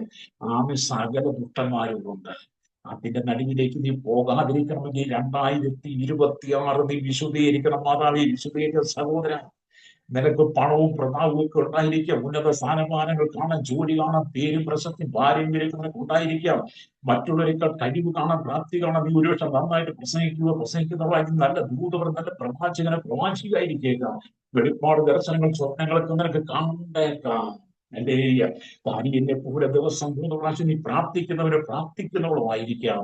എന്തുമായിരുന്നിട്ട് എല്ലാം നല്ലതും. പക്ഷേ കർത്താവ് ആകാശം ഭൂമിക്ക് മീതെ ഉയർന്നിരിക്കുന്ന പോലെ എന്റെ വഴികൾ നിങ്ങളുടെ വഴികളിലുണ്ടോ? അല്ലെങ്കിൽ എന്റെ വിചാരങ്ങൾ നിങ്ങളുടെ വിചാരങ്ങളിലുണ്ടോ? നമ്മൾ ചുമ്മാ സാക്ഷ്യത്തിനൊക്കെ തട്ടിവിടി വാക്കി സാക്ഷ്യത്തിനൊക്കെ തട്ടി വിട്ടിട്ട് എന്തൊക്കെയോ അങ്ങ് നേടിയതുപോലെ 2 രൂപയുടെ മുട്ട് കെട്ടിട്ട് പോയി പിടക്കോഴി കിടന്ന് കാറുന്നത് പോലെ നമ്മൾ ഈ സാക്ഷ്യത്തിനകത്തൊക്കെ ഭയങ്കര തട്ടാ നിൽക്കുന്നത്. അപ്പൊ ആ സാക്ഷ്യത്തിനകത്ത് ഭയങ്കര വെച്ച് വീച്ചും അല്ലെ ചില സഹോദരിമാര്. പക്ഷെ വീട്ടിൽ തിന്ന ഭർത്താവിനും മിണ്ടത്തില്ല, മരുമയോടും മിണ്ടത്തില്ല, മരുമോളോടും മിണ്ടത്തില്ല, അല്ലെങ്കിൽ അയൽവാസിയോടും മിണ്ടത്തില്ല. അയൽവാസിയുടെ അതിര് തോണ്ടിയിട്ട് സർവ്വക്കല്ല് പറിച്ചു മാറ്റി ഇട്ടിട്ട് നീ നിന്റെ അതിര് വീതി കൂട്ടിയിട്ട് അല്ലെങ്കിൽ സ്തോത്രം അല്ലെങ്കിൽ നീ പള്ളി വന്ന് പ്രാർത്ഥിച്ചാലും നീ അയൽവാസിയോട്ട് വിടവുണ്ടാക്കിയിട്ട് നീ പള്ളി വന്ന് പ്രാർത്ഥിച്ചാലും സ്വർഗത്തിൽ പോകത്തില്ല. അതിര് മാന്ത് സർവ്വക്കല്ല് തോണ്ടുക. ഞാനേ വിശ്വാസത്തിൽ വരുന്നുണ്ട് കേട്ടോ.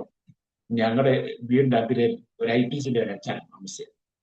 ഞാൻ വിശ്വാസിയൊന്നുമല്ല. അന്ന് ഒരു 2000 ആയാലും മുമ്പ് 98 നടക്കുന്നു. അച്ചായൻ എന്ത് ചെയ്ത് വീട് പറഞ്ഞ് ഞങ്ങളുടെ സൗകര്യമൊന്നും മാറ്റി. എന്തോ പോയില്ല അച്ചായൻ. ഞാൻ കയറി പിടിവിടും കേട്ടോ. ഞാൻ പിടിച്ചാൽ പിന്നെ വിടത്തില്ല. അന്നൊക്കെ എന്റെ സ്വഭാവം ഞാൻ ചിത്രമില്ലൊക്കെ കിടക്കുക. നമ്മുടെ അച്ചായൻ സ്വർഗത്തിലും പോകത്തില്ല, ഞാനും സ്വർഗത്തിൽ പോകത്തില്ല. അല്ലെങ്കിൽ ഞാൻ പോകത്തില്ല. പിന്നെ അച്ചായനാണ് സ്വർഗത്തിൽ ഭരിക്കുന്നത്. അച്ചായൻ നരകത്തിലേക്ക് പോകും. അതൊരു കല്ല് മാറ്റിക്കോളാം. കല്ല് മാറ്റിയിട്ടു അല്ലെങ്കിൽ കല്ല് മാറ്റി പിളർപ്പുണ്ടാക്കി വെച്ചിട്ട് പോകരുത്. അച്ചായൻ അച്ചായൻ വിറച്ചുകൊണ്ട് മാറ്റി കേട്ടോ. അല്ല അച്ഛൻ, ഞങ്ങളുടെ നാട്ടിൽ ഒരു വലിയ സാക്ഷ്യം. നമ്മൾ ഈ സർവക്കല്ല് മറിച്ച് അതിര് മാറ്റുക. അതിര് യഥേശ് പ്രാർത്ഥിച്ച ഒരു പ്രാർത്ഥന ഉണ്ട്. എന്റെ അതിരൊന്ന് വിശാലമാക്കിയിരുന്നെങ്കിൽ. ഇപ്പം നമ്മൾ പെത്തപ്പൂസാർ അതിര് വിശാലമാക്കുന്നത് എങ്ങനെയാണെന്ന് അറിയോ? അയൽവാസിയുടെ സർവക്കല്ല് കുറിച്ച് മാറ്റിയിട്ട്. അങ്ങനത്തെ പ്രശ്നം നിങ്ങൾ തീർത്തിട്ടുണ്ടോ? ഞാൻ തീർത്തിട്ടുണ്ട് അങ്ങനത്തെ പ്രശ്നം. വിശ്വാസത്തിൽ വന്നതിന് ശേഷം അതിര് മാറ്റി അതിര് തർക്കത്തിൽ ഞാൻ പോയിട്ടുണ്ട്. അതിര് തർക്കം അങ്ങനെ ഇങ്ങനെ ചെയ്യണമെന്ന് പറഞ്ഞ് പോയിട്ടുണ്ട്. അല്ലെങ്കിൽ നമ്മൾ ഈ അതിര് വിശാലമാക്കുക, അയൽവാസിയായിട്ട് സർവക്കല്ല് മാറ്റിയിട്ട് അതിർകല്ല് മാറ്റിയിട്ട് പിളർപ്പുണ്ടാക്കുകയാണ് മലേറിയ. ഈ നമ്മൾ ദൈവത്തിന്റെ വഴിയില് വിശുദ്ധിയുടെ പ്രമാണത്തിനകത്ത് ഉറച്ചു നിൽക്കണം. ഈ 2026 വിശുദ്ധിയുടെ പ്രമാണത്തിനകത്ത് ഉറച്ചു നിന്ന് ആരുടെ കൈപ്പ് തോന്നരുത്.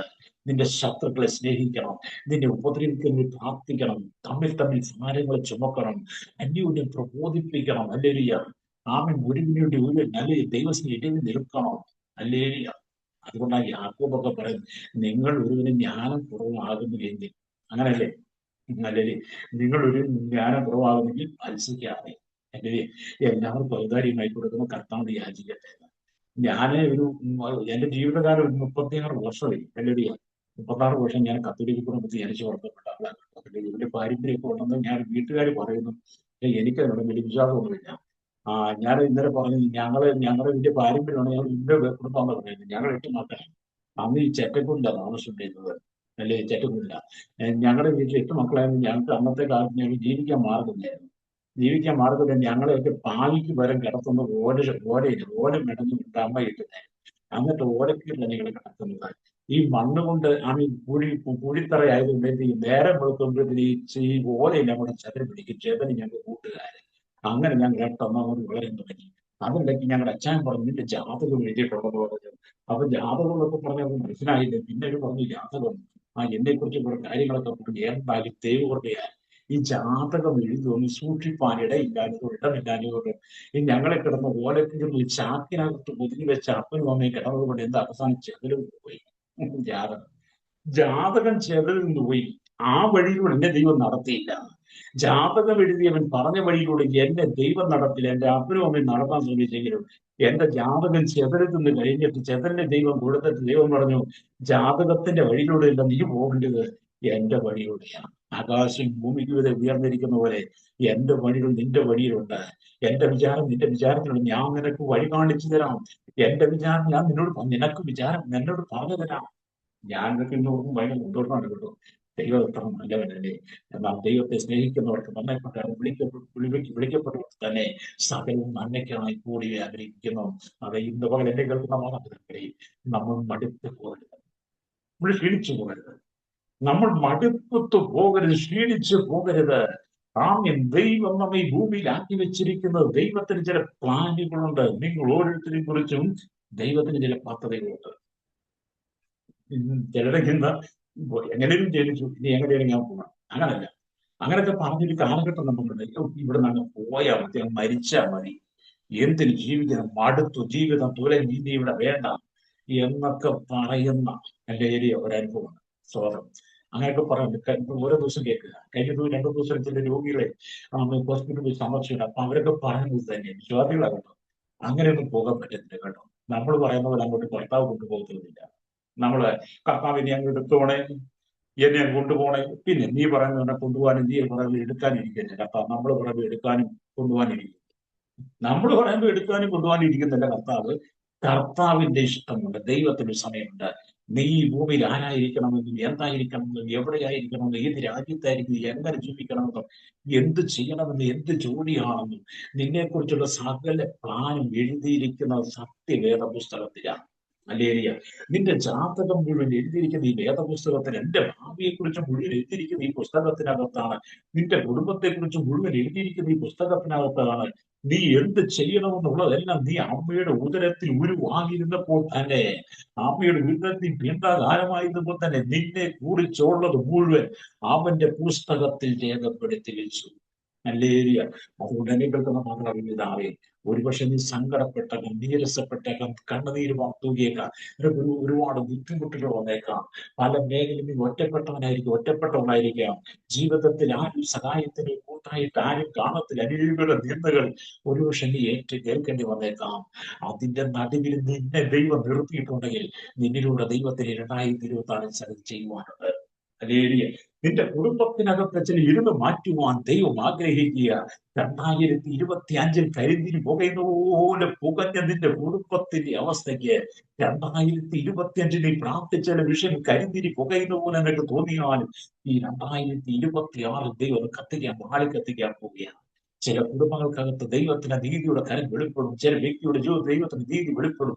ചില അടഞ്ഞ വാതിലുകൾ ദൈവത്തിന്റെ മുമ്പിൽ തുറക്കാൻ പോവുകയാണ്. നീ പ്രാർത്ഥിച്ച വിഷയത്തിന് മറുപടി ദൈവം തരാൻ പോവുകയാണ്. കണ്ണുനീര് തുടയ്ക്കുന്ന ദിവസങ്ങളാണിത്. അതിന് ഒരൊറ്റ മാർഗം ദൈവം വെക്കുന്ന ഒരൊറ്റ വ്യവസ്ഥയേ ഉള്ളൂ. ആകാശം ഭൂമിക്ക് മീതെ ഉയർന്നിരിക്കുന്നതുകൊണ്ട് എന്റെ വഴികൾ നിന്റെ വഴികളിൽ ഉണ്ടായിരിക്കണം. അല്ലെങ്കിൽ പലരും വഴി തെറ്റിക്കാൻ വരും, വഴി പറഞ്ഞ് മാറ്റാൻ വരും, പലരും പല വഴിയും പറഞ്ഞു തരും. ഒരു വഴിയും നീ കേൾക്കരുത്. വിശുദ്ധ വേദപുസ്തകം പറയുന്ന വഴി മാത്രം നീ തിരഞ്ഞെടുക്കണം. ദുഷ്ടന്മാരുടെ വഴിയുണ്ട്, പാപികളുടെ വഴിയുണ്ട്, പരിഹാസികളുടെ വഴിയുണ്ട്. ഇതൊന്നും നമുക്ക് അർഹതപ്പെട്ടതല്ല. നമുക്ക് ഒറ്റ വഴിയാണ്, ഏക വഴി, ഏക മധ്യസ്ഥൻ, ഏക കർത്താവ് മാത്രമാണ് വഴി. ഒരു 2026 എന്റെ ജീവിതത്തിൽ ഇന്ന് വരെ കണ്ടിട്ടില്ലാത്ത ചില അത്ഭുതങ്ങളെ ദൈവം നിനക്ക് വേണ്ടി പ്രവർത്തിക്കാൻ പോവുക. പരിശുദ്ധന്മാർ ഇന്ന് എന്നോട് പറയുന്ന ദൂത്, ചില ജീവിതങ്ങളുടെ ഉള്ളിൽ നീറുന്ന ചില വിഷയമായി, പുകയുന്ന ചില വിഷയമായി നീ പ്രാർത്ഥിച്ച് കരഞ്ഞ് കണ്ണുനീർ തൂങ്ങിയാണ്. രാത്രിയുടെ യാമങ്ങളിൽ നിന്റെ കിടക്കി കണ്ണുനീർ കൊണ്ട് നനച്ച നിന്റെ കണ്ണുനീർ മുഴുവൻ കിടക്ക, നിന്റെ തലയുണ ആമി നനഞ്ഞിട്ടുണ്ടെങ്കിൽ ആ തലയുണ ആമി കുടിച്ച കണ്ണുനീർ നിന്റെ കണ്ണുകൊണ്ട് കാണില്ലെങ്കിലും നീ ഒഴുക്കിയ ഓരോന്നുള്ളിൽ കണ്ണുനീരും അവന്റെ തുരുത്തിയിൽ ഉണ്ട് മാതാവേ. അതുകൊണ്ട് നിന്റെ കണ്ണുനീർ തുരുത്തിയിലാക്കി വെച്ച് അവന്റെ പുസ്തകത്തിൽ അതുണ്ട്. ആമിലല്ലി. അതുകൊണ്ട് നിന്റെ ചില വിഷയങ്ങൾക്ക് ദൈവം മറുപടി തരാൻ പോവുകയാണ്. വിശ്വസിക്കുന്നെങ്കിൽ സ്തോത്രം പറഞ്ഞാട്ട്. ദൈവത്തിന്റെ ആത്മാവ് നിന്റെ ജീവിതത്തിലും നിന്റെ തലമുറയിലും നിന്റെ കുടുംബത്തിലും നിന്റെ ആത്മീയത്തിലും നിന്റെ ശുശ്രൂഷയ്ക്കകത്തും ചില പുതിയ മാറ്റങ്ങൾ, ചില അസാധാരണമായ ദൈവപ്രവൃത്തികളെ ദൈവം നിന്നിലൂടെ ചെയ്തെടുക്കാൻ വേണ്ടിയിട്ടാണ് ഈ 2026 ഈ ഫെബ്രുവരി മാസം 2-ാം തീയതി നിന്നെ ഈ സൂം മീറ്റിംഗ് അകത്ത് കൊണ്ടുവന്നത് എന്തിനാണ്? നിന്നിലൂടെ ദൈവം ചിലത് ചെയ്യുവാണ്. നിന്റെ ആത്മാവിൻ ദൈവം നിറയ്ക്കാൻ ആഗ്രഹിക്കുക. അവൻ ഭൂമിയിൽ തീയിടാൻ വന്നു എന്നാണല്ലോ നമ്മൾ വചനം വായിക്കുന്നത്. ഭൂമിയിൽ തീയിടുവാൻ, ലേരിയ, അതെ, ഭൂമിയിൽ തീയിടുവാൻ ആത്മാവിന്റെ തീയാകട്ടോ. അതിനെക്കുറിച്ച് ഗോപാലകൃഷ്ണൻ പ്രസംഗിച്ചത് വേറെ. ഗോപാലകൃഷ്ണൻ തീയിടാൻ വന്നതിനെ കുറിച്ച് പ്രസംഗിച്ച് ഒരു ട്രാക്റ്റും ഒക്കെ ഇറക്കി ജനങ്ങളെയൊക്കെ ഒക്കെ അവനൊക്കെ കത്തോലിക്കൽ ക്രിസ്ത്യാനികളത്തേക്ക് തീയിടാൻ എല്ലാവരും കത്തിക്കുമെന്നൊക്കെ പറഞ്ഞ് പുള്ളി ഒരു വിടവൊക്കെ ഉണ്ടാക്കി. ഈ നരമാണ്ടാക്കി ഒരു വിടവൊക്കെ ഉണ്ടാക്കി. ഗോപാലകൃഷ്ണൻ ഒരു നിരീശ്വരവാദിയാണ്. അങ്ങനെ പുള്ളി ഒരു വിടവൊക്കെ ഉണ്ടാക്കി. ഇവിടെ ആ വിടവുണ്ടാക്കിയ ഗോപാലകൃഷ്ണൻ ഭൂമിക്ക് മുകളിലില്ല. ആ ഗോപാലകൃഷ്ണനെ ഇന്ന് ഭൂമിക്ക് മുകളിൽ പോലും കാണാൻ പറ്റില്ല. വിടവുണ്ടാക്കിയവനെ ദൈവം മാറ്റി, വിടവ് നികത്തി നിൽക്കുന്നവനെ ദൈവം നിർത്തി. നീ വിടവ് നികത്തി വിടവ് താമി ഉണ്ടാക്കാതെ നിൽക്കുന്നെങ്കിൽ ദൈവം നിനക്ക് വേണ്ടി അത്ഭുതം ചെയ്യും. അല്ലേ? അവൻ നിന്റെ ദൂരത്തും ചാരത്തും അപ്പോൾ തന്നെ നിന്റെ ഹൃദയത്തിനകത്തും വസിക്കുന്നവനാ. അല്ലേ? എന്നെ കേൾക്കുന്ന മാതാപിതാക്കളെ, ജീവിതമൊക്കെ ഒന്നല്ലേ ഉള്ളൂ, രണ്ടാമത് ജീവിതമില്ലല്ലോ. അടിച്ചു പൊളിച്ച് ജീവിക്കുന്നവരുണ്ട്, സുഖിച്ച് ജീവിക്കുന്നവരുണ്ട്. നമ്മൾ അടിച്ചു പൊളിച്ച് ജീവിക്കുവാനല്ല ദൈവം നമ്മെ ഇവിടെ നിർത്തിയിരിക്കുന്നത്. പ്രതികൂലങ്ങളുടെ നടുവിൽ, പ്രശ്നങ്ങളുടെ നടുവിൽ ദൈവം നമ്മളിട്ട തീയുണ്ടല്ലോ, ആ പരിശുദ്ധാത്മാവിന്റെ തീയുണ്ട്, നാളി കത്തിച്ചുകൊണ്ട് അനുകരിയുന്ന തീപന്തം പോലെ കല്ലേരിയ നിന്റെ ഉള്ളിൽ ആത്മാവിന്റെ തീ ഒരു പന്തം പോലെ കത്ത കല്ലേരിയ. പത്രോസിന്റെ ഉള്ളിൽ ഈ തീയിട്ട് കഴിഞ്ഞപ്പോൾ പത്രോസ് പെന്തക്കോസ്തിനാൾ എഴുന്നേറ്റ് ഒറ്റ പ്രസംഗം നടത്തിയപ്പോൾ അല്ലേരിയ അന്തരീശ്വരം ദേവാലയത്തിൽ ഉത്സവത്തിന് വന്നിരുന്ന വിവിധ ജാതികൾ അവിടെ കാളയെ വെട്ടുന്നുണ്ട്, കോഴിയെ വെട്ടുന്നു, ആടിനെ വെട്ടി യാഗം കഴിക്കുന്നുണ്ട്. അങ്ങനെ യാഗം കഴിച്ച് വലിയ ശുശ്രൂഷ, വലിയ പെരുന്നാൾ ഉത്സവം അന്ന് അവിടെ നടക്കുമ്പോൾ മാളിക മുന്നിൽ പ്രാർത്ഥിച്ചുകൊണ്ടിരുന്ന 120 മേൽ ഈ തീ ഇറങ്ങി വന്നു കഴിഞ്ഞപ്പോൾ അല്ല, ആകാശം ഭൂമിക്ക് മീതെ ഉയർന്നിരിക്കുന്നത് പോലെ ദൈവത്തിന്റെ വഴികൾ 120 പേരിൽ വന്നു കഴിഞ്ഞപ്പോൾ, ദൈവത്തിന്റെ വിചാരങ്ങൾ അവരിലേക്ക് വന്നു കഴിഞ്ഞപ്പോൾ ആത്മാവിന്റെ മുക്തിയായി മാറി. ആത്മാവിൽ ആരാധിക്കാൻ തുടങ്ങി, ആത്മാവിൽ ദൈവത്തെ സ്തുതിക്കാൻ തുടങ്ങി, ആത്മാവിൽ ദൈവത്തെ മഹത്വപ്പെടുത്താൻ തുടങ്ങി.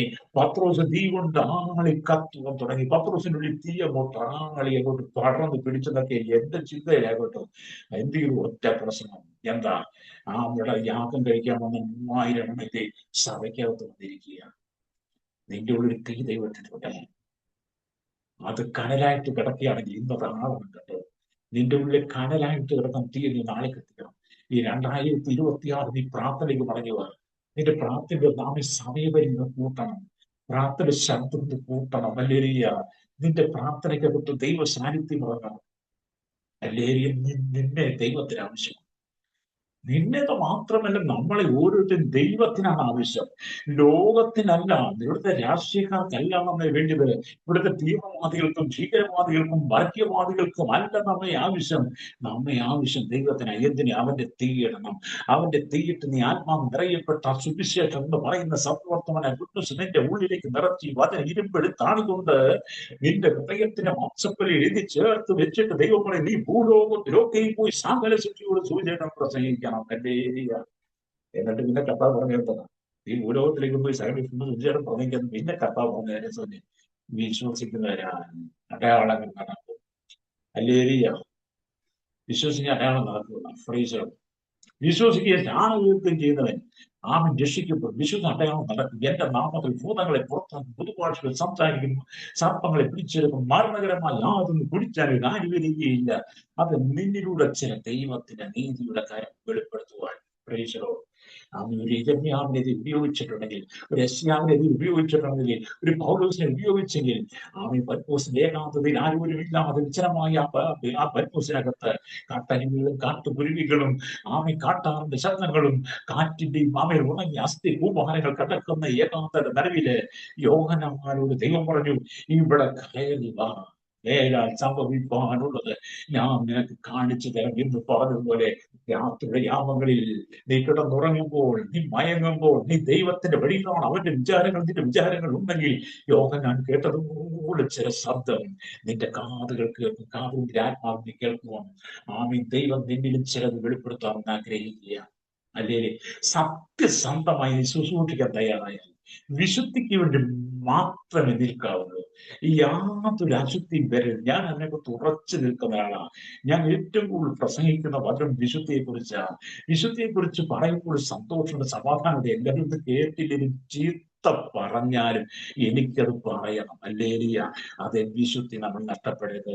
അതുകൊണ്ടാണ് പൗലോസ് പറഞ്ഞ ജഡത്തിലെ ആത്മാവിൽ സകല കൺവെൻഷൻ നീക്കി ദൈവ ഭയത്തിൽ, ജഡത്തിലെ ആത്മാവിൽ സകല കൺവെൻഷൻ നീക്കി ദൈവ ഭയത്തിൽ വിശുദ്ധിയെ തികച്ചു കൊടുക്കാതെ 2 Corinthians 7 വായിച്ചാൽ കാണാൻ കഴിയും. അതുകൊണ്ട് ഇന്ന് പകൽ പ്രവാചകന്റെ ശബ്ദം, പ്രവചന ശബ്ദം അലയടിച്ചതിന്റെ കാതുകളിലേക്ക് തിരമാലകൾ പോലെ ആ ശബ്ദത്തിന്റെ കാതുകളിലേക്ക് ആഞ്ഞടിക്കുന്നത് എന്താണെന്ന് അറിയാവോ മാതാവേ, പിതാവേ? എന്താണ്? ആകാശം ഭൂമിക്ക് മീതെ ഉയർന്നിരിക്കുന്നത് പോലെ എന്റെ വഴികൾ നിങ്ങളുടെ വഴികളിലും എന്റെ വിചാരങ്ങൾ നിങ്ങളുടെ വിചാരങ്ങൾ ഇരിക്കട്ടെ. അല്ലെങ്കിൽ വലിയ തിരമാലകൾ ആഞ്ഞടിച്ചു വരുന്ന പോലെ ഈ വചനത്തിന്റെ ഹൃദയത്തിനകത്തിന് കാതുകളിലേക്ക് കയറട്ടെ. രക്തജയം. ജീവിതം നിരാശപ്പെട്ട് കളയരുത്. ഞാൻ പറയും, ഞാൻ ഒരുപാട് സങ്കടങ്ങളും ദുഃഖങ്ങളും വേദനയും കണ്ണീരും ഒക്കെ എനിക്കുണ്ട്, ഒരുപാട് ഭാരങ്ങളൊക്കെ എനിക്കുണ്ട്. പക്ഷേ ഞാൻ എപ്പോഴും സന്തോഷത്തോടു കൂടിയാണ് ദൈവത്തിന്റെ വചനം പ്രസംഗിക്കത്തുള്ളൂ. കാരണം എന്നെ സന്തോഷവാനാക്കിയത് കർത്താവാണ്. എന്നെ സന്തോഷവാനാക്കിയതിന്റെ കർത്താവായതുകൊണ്ട് ഞാൻ ഏത് സമയത്ത് ദൈവത്തെ പ്രസംഗിച്ചാലും ഞാൻ സന്തോഷത്തോടെ പ്രസംഗിക്കുന്നു. കാരണം നിങ്ങളെപ്പോലെയൊക്കെയുള്ള എല്ലാ പ്രശ്നങ്ങളും എനിക്കുമുണ്ട്. ഏരിയാവ് നമുക്ക് സമസ്വഭാവമുള്ള മനുഷ്യനായതുപോലെ നിങ്ങളെപ്പോലെ തന്നെ ഒരു വ്യക്തിയാണ് ഞാനും. പ്രശ്നങ്ങളെയൊക്കെ അഭിമുഖീകരിക്കുന്നുണ്ട്, സങ്കടങ്ങളൊക്കെ ഉണ്ട്, നിരാശകളൊക്കെ ഉണ്ട്, ഒറ്റപ്പെട്ട അനുഭവങ്ങളൊക്കെ ഉണ്ട്. പക്ഷേ ദൈവത്തിന്റെ ഉള്ളിൽ തീയിട്ട് ആ പരിശുദ്ധാത്മാവിന്റെ തീ എന്നിൽ ആദ്യം കത്തിയ അഭിഷേകം എന്നിൽ വന്നു കഴിഞ്ഞപ്പോൾ ഞാൻ ഇന്ന് സന്തോഷത്തോടെ ദൈവത്തിന്റെ വചനം ശുശ്രൂഷിക്കുമ്പോൾ എന്റെ അല്ലലുകളെല്ലാം മാറിപ്പോകും. പ്രൈസറോ. അത് ദൈവത്തിന് ഇതിനെ ആവശ്യമാണ്. ദൈവത്തിന് ഇതിന്റെ ആവശ്യമാണ്. ലോകത്തിനല്ല, നമ്മളെ ദൈവത്തിനല്ല. ഈ പ്ലാറ്റ്ഫോമിൽ ഈ ശുശ്രൂഷയുടെ ഭാഗമായി കഴിഞ്ഞ ചില നാളുകളായിട്ട് നീ പ്രാർത്ഥിക്കുന്നു, ഉപവസിക്കുന്നു, കണ്ണീരൊഴുക്കുന്നു. 7 ഭൂഖണ്ഡങ്ങളായി ഏകദേശം 800 കോടിയിലധികം ജനം, 143 വരുന്ന ഇസ്ലാമിക തീവ്രവാദ സംഘടനകൾ, 60 വരുന്ന ഹൈന്ദവ തീവ്രവാദ സംഘടനകൾ, കൂടാതെ നക്സലും മാവോയിസ്റ്റ് അടക്കമുള്ള സാത്താൻ ശക്തികൾ ലോകമെമ്പാടും ക്രൈസ്തവ സമൂഹത്തെ കൊന്നൊടുക്കുമ്പോൾ, ക്രൈസ്തവ സമൂഹത്തെ ഭൂമിയിൽ നിന്ന് മുൻകൂടെ നാശം ചെയ്യുവാൻ തന്ത്രങ്ങൾ മെനയുമ്പോൾ, ഹല്ലേലൂയ, അതിന്റെ നടുവിൽ ഹല്ലേലൂയ, നീ ഉണരണം. നീ ഉണരണം. നീ ഉറങ്ങാൻ പാടില്ല. ഹല്ലേലൂയ. പരീക്ഷയിൽ അകപ്പെടാതിരിക്കാൻ ഉണർന്നിരിക്കുന്ന യേശു പറഞ്ഞതുപോലെ നീ ഉണരേണ്ട സമയമായി. ഒരു കുടുംബത്തിനകത്ത് പരിശുദ്ധാത്മാവിന്റെ അഗ്നി ഇറങ്ങട്ടെ. പരിശുദ്ധാത്മാവിന്റെ തീ നിന്റെ ഭവനത്തിനകത്ത് ഇറങ്ങട്ടെ. നിന്റെ മക്കളിലേക്ക്, നിന്റെ തലമുറയ്ക്ക് ആത്മാവിന്റെ തീ ഇറങ്ങട്ടെ. ആമീൻ. നിന്റെ ഭർത്താവിന്റെ വഴി ഹല്ലേലൂയ, ആമീൻ, കർത്താവിന്റെ വഴിയായി മാറട്ടെ. നിന്റെ ഭാര്യയുടെ വഴി കർത്താവിന്റെ വഴിയായി മാറട്ടെ. മക്കളുടെ വഴി കർത്താവിന്റെ വഴിയായി മാറട്ടെ. ഒരിക്കല് ഒരു ദൈവദാസൻ എന്നോട് പറഞ്ഞേ, എന്റെ സ്തോത്രം, ഉപസിക്കുമ്പോൾ ഞാൻ പുള്ളിയോട് പറഞ്ഞെന്ന് എനിക്ക് തോന്നുന്നത്, കുറെ ബബിൾക്കം വാങ്ങിക്കൊണ്ട് വന്നു കേട്ടോ. കുറെ ബബിൾക്കം ചോദിക്കും. എന്നോട് പറഞ്ഞു, പാസ്റ്റർ ഇത് 2 പോക്കറ്റ് കിട്ടും. ഞാൻ പറഞ്ഞു എനിക്ക് വേണം. എനിക്ക് അതെന്താ വേണ്ടാത്ത? ഞാൻ പറഞ്ഞു എനിക്ക് വേണം. ഞാൻ ബബിൾ ചോദിക്കുന്നു, തിന്നതില്ല. നിങ്ങൾ തിന്നു, നിങ്ങൾ തിന്നു. അവര് ഭയങ്കര തീറ്റിയെ കൂട്ടുകാരെല്ലാം കൂടി തിന്നു. ഞങ്ങൾ 23 ദിവസം ഉപവാസം. ഞാൻ അവർ തിന്നാനൊക്കെ തുടങ്ങി. ഞാൻ പറഞ്ഞു, ഇതൊക്കെ സാത്താന്റെ സാധനം, ഈ ബൈബിൾ ചെയ്തൊക്കെ ഇതൊക്കെ നിങ്ങൾ വായിട്ട് ചവച്ച് 2 മിനിറ്റ് കൊണ്ട് അതിന്റെ മധുരം മാറും, അല്ലെ? ആ മധുരം മാറി പിന്നെ അത് പിശറാണ്. ആ പിശരത്ത് നിങ്ങൾ വായിട്ട് ചവച്ച് ചവച്ച് തുപ്പി നിങ്ങളുടെ വായി നാറ്റം പിടിച്ചിട്ട് അവസാനം നിങ്ങൾ റോട്ടി തുപ്പിയിടും. റോട്ടി തുപ്പിയിട്ട് കഴിയുമ്പോൾ അത് അതിൽ പോകുന്ന ആളുകളുടെ ചെരുപ്പി തട്ടി, ഫാൻറ്റിൽ തട്ടി, സാരിയെ തട്ടി, ചുരിദാറെ തട്ടി, അതവിടെ പറ്റി പിടിക്കും. പിന്നെ ആ വ്യക്തി വീട്ടിൽ ചെന്നാൽ അതൊന്ന് കണ്ണയണമെങ്കിൽ ഭയങ്കര ഭാരമാണ്. നിങ്ങൾ ദേശത്ത് ദ്രോഹം ചെയ്യരുത്. ദേശത്ത് പാർത്ത് വിശ്വസ്തത ആചരിക്കാൻ ദൈവസഭയുടെ ദൈവമക്കളോട് പരിശുദ്ധാത്മാവ് പറയുമ്പോൾ നമ്മൾ ബബിൾഗം ചവച്ച് തൂപ്പി റോഡിലിട്ട് മറ്റുള്ള സാരിയിലും ചെരുപ്പിലും ഷൂവിലും പറ്റിച്ചു വിടുക. നമ്മളാണ് ദേശത്ത് പാർത്ത് വിശ്വസ്തയായിരിക്കുന്നത്. നമ്മൾ ഞാനത് പറഞ്ഞു കൊടുത്തപ്പോൾ 1-2 പേരോട് കീഴ് ഉടക്കിയാലും കുഴപ്പമില്ല, ഞാൻ ഇച്ചിരി ഉടക്കിനൊക്കെയ. അതുകൊണ്ട് ഞാൻ നിങ്ങൾ ഉടക്കിയാലും സത്യം ഇത് തന്നെയാണ്. ദൈവം തന്നെ വിളിച്ച് ദേശത്ത് പാർത്ത് വിശ്വസ്തയായിരിക്കാനാണ്. ഈ ബബിൾഗം ചവച്ച് തൂപ്പി റോഡിലിട്ട് നീ ആർക്കെല്ലാം രോഗം വരുത്തി വരുന്നത്? പിന്നെ നീ ഉപവാസമല്ലേ? നീ ഉപവസിക്കുമ്പോൾ ഇതൊക്കെയാണ് ചെയ്യേണ്ടത്. ശൂന്യമാണോ തിന്നേണ്ടത്? അല്ലേരിയാണ് സ്വതം. നമ്മൾ ഒത്തിരി ക്രമീകരിക്കാറുണ്ട്, ഒത്തിരി ക്രമീകരിക്കാറുണ്ട്. അങ്ങ് എത്തണമല്ലോ. നമ്മളാരും കണ്ടിട്ടത് വീരല്ല. വെളിപ്പാട് പുസ്തകം 21-ാം അധ്യായം, വെളിപ്പാട് പുസ്തകം 21-ാം അധ്യായം 10 തൊട്ടുള്ള വാക്യങ്ങൾ വായിച്ചാൽ ആ ദൈവം ഒരുക്കുന്ന സ്വർഗീയ യെരൂശലേമിന്റെ ഒരു മാതൃകയൊക്കെ അവിടെ കാണാൻ കഴിയും. പിന്നെ ഒരു എഞ്ചിനീയർമാർക്കും ഒരുക്കാൻ കഴിയാതെ, പ്ലാൻ വരയ്ക്കാൻ കഴിയാത്ത വലിയ ഡിസൈനിങ് ചെയ്താണ് ആ പുതിയ യെരൂശലേമിന്റെ പണി നടന്നത്. അങ്ങോട്ട് പോകട്ടെ, പോകണം, അങ്ങോട്ട് പോകണം. ഈ 2026-ൽ പീഡനങ്ങൾ കൊണ്ട് നിറയപ്പെടണം. ഒരുപക്ഷെ കർത്താവ് വരും, അല്ലെങ്കിൽ നീ രക്തസാക്ഷിയായി മാറും, അല്ലെങ്കിൽ പീഡനത്തിലൂടെ കടന്നു പോകേണ്ടി വരും. എന്നെ ലോകം മുഴുവൻ പീഡന ക്രൈസ്തവം വന്നുകൊണ്ടിരിക്കുകയാണ്. നല്ലൊരു അതിന്റെ ഒരു ഒന്നെങ്കിൽ നമ്മൾ എത്തുകയാണ്, അല്ലെങ്കിൽ രക്തസാക്ഷിത്വം, അല്ലെങ്കിൽ കർത്താവ് വരും. ഇതിലേത് സംഭവിച്ചാലും നമ്മൾ ആ പുതിയ ഉണ്ടായിരിക്കണം. അല്ലേ? 2026 വെറുതെ നമ്മൾ നാശമാക്കി കളയരുത്. ആകാശം ഭൂമിക്ക് മീതെ ഉയർന്നിരിക്കുന്നത് പോലെ എടുത്ത് ആവർത്തിച്ച് വീണ്ടും വീണ്ടും പറഞ്ഞ വചനത്തെ ആമി തേനിനെ കൂടെ മധുരമുള്ളതായി രുചിച്ചിറക്കണം. പ്രവാചകന്റെ വാക്കുകൾ, പ്രവചന തൂതുകൾ, പ്രവചന ശബ്ദം, അത് സത്യമായിട്ട് നമ്മളെ ഉള്ളിൽ നിറവേറുമ്പോൾ ഇന്നൊക്കെ പരിശുദ്ധ ശക്തമായി തൂത് പറയുന്നത് ആമി നിന്റെ കുടുംബത്തിനകത്ത് ദൈവദിവസം തീരും. ഹല്ലേലൂയ. കുടുംബത്തിനകത്ത് നിന്റെ ഉള്ളിൽ തീരും. നിന്റെ വാക്കുകളിൽ ആത്മാവിൽ നിറയുന്ന, ആത്മാവിൽ നിറഞ്ഞ് ശുശ്രൂഷയ്ക്ക് ഒരുക്കുന്ന നിന്റെ വാക്കുകൾ മാറും. നിന്റെ കേൾവിക്ക് മാറ്റമുണ്ട്, നിന്റെ നോട്ടത്തിന് മാറ്റമുണ്ട്. നീ ശുശ്രൂഷിക്കുന്ന വചനത്തിനകത്ത് ഇന്ന് വരെ പറയാത്ത അസാധാരണമായ ചില ദൂതുകളെ ദൈവം കൈമാറി തന്നെ വിളിത്തരും. ആമൻ. ചില വെളിപ്പാടുകൾ കൊണ്ട് ദൈവം നിറയ്ക്കും. യോസേഫ് ഫറവോന്റെ സ്വപ്നം വ്യാഖ്യാനിച്ചതുപോലെ, ആമൻ, ദാനിയേൽ രാജാവിന്റെ സ്വപ്നം വ്യാഖ്യാനിച്ചു കൊടുത്തതുപോലെ, നെബൂഖദ്നേസർ രാജാവിന്റെ സ്വപ്നം വ്യാഖ്യാനിച്ചു കൊടുത്തതുപോലെ, 4 രാജാക്കന്മാർ ആമൻ ബാബിലോണില് ഒരു ദാനിയേലിനെ ദൈവം മാനിച്ചില്ലേ? നെബൂഖദ്നേസറിനെ കണ്ട സ്വപ്നമൊന്നും വ്യാഖ്യാനിക്കാനും ആമൻ ബാബിലോണിൽ മന്ത്രവാദികൾ ഇല്ലാഞ്ഞിട്ടൊന്നും അല്ല. പക്ഷെ അവർക്ക് വെളിപ്പെടാത്തതിനെ ദാനിയേലിനെ ദൈവം വെളിപ്പെടുത്തി. ആമൻ. നെബൂഖദ്നേസറിനെ കഴിഞ്ഞു. അതിനുശേഷം കുറേശ്ശം കഴിഞ്ഞ് ദാരിയാവേശ് വന്ന് സിംഹത്തിന്റെ കുഴിയിൽ ദാനിയേൽ കിടന്നിട്ടും ദാനിയേൽ അവിടെ നിന്ന് കയറി പോരാൻ കാരണമെന്താ? ആകാശം ഭൂമിക്ക് മീതെ ഉയർന്നിരിക്കുന്ന പോലെ എന്റെ വഴികൾ ദൈവത്തിന്റെ വഴികൾ ദാനിയേലിന്റെ വഴിയിൽ ഉണ്ടായിരുന്നു. സിംഹക്കൂട്ടിലിട്ടാലും നീ കയറി. ദൈവത്തിന്റെ വഴിയിലാണെങ്കിൽ സിംഹക്കൂട്ടിലിട്ടാലും. ഹല്ലേലൂയ. ഇനി എബ്രായവാലന്മാരെ ശത്രുക്കൾ വെച്ച് അത് തീക്കാത്തോണ്ടിട്ടാൽ നീ എഴുന്നേൽക്കുന്നേ. കാരണം നമ്മൾ ദൈവത്തിന്റെ വഴിയിലൂടെ നടക്കണം. അതുകൊണ്ട് ഞാൻ എന്റെ വാക്കുകളൊക്കെ എല്ലാം കൂടെ അനുഗ്രഹിക്കുക. ദൈവം ചെറുപോട് പറയുന്നത്, നിന്റെ കർത്താവിന് ആവശ്യമാണ്. നിന്റെ ഭർത്താവിന് ആവശ്യമല്ല, നിന്റെ കർത്താവിന് ആവശ്യമാണ്. അങ്ങനെ പറഞ്ഞ് നിങ്ങൾ തെറ്റിദ്ധരിക്കും. ഹല്ലേലൂയ. ഞാൻ ഒരു രോഗിയെ കാണാൻ പോയി, ഭാര്യ ഭർത്താവ് വിശ്വാസികളാണ്, പാസും ഭാര്യ. അപ്പൊ ഭാര്യ എന്നോട് പറയാം, എന്റെ പാസ് ഇയാൾക്ക് എന്നെ വേണ്ട. അതിന്റെ രീതിയിൽ പാസ്റ്റർ ഭാര്യ പറഞ്ഞാൽ ഇയാൾക്ക് എന്നെ വേണ്ട. ഹല്ലേലൂയ. അപ്പൊ ഭർത്താവ് പറയാ, അവൾ അത് പറഞ്ഞില്ലേ ഉള്ളൂ. അതെ, നിന്റെ ഭർത്താവിന് വേണ്ടായിരിക്കും, ഭർത്താവിന് ഭാര്യയെ വേണ്ടായിരിക്കും. പക്ഷെ നിന്നെ ദൈവത്തിന് ആവശ്യമാണ്. കർത്താവിനാണ് നിന്നെ ആവശ്യം. ഹല്ലേലൂയ.